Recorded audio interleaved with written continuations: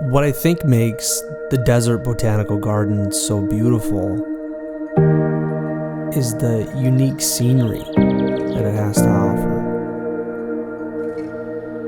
I mean, the landscapes, the different types of plants, the trees, the cacti. Coming from a place like North Dakota, where we don't have deserts, we have rolling plains and hills.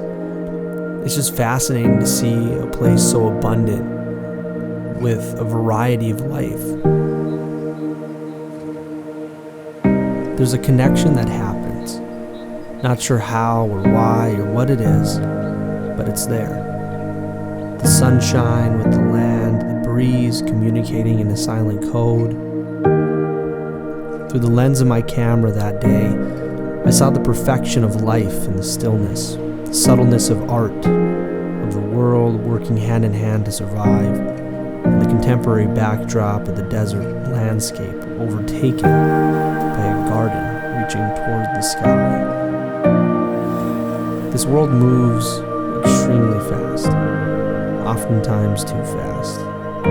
You blink and you really do miss it.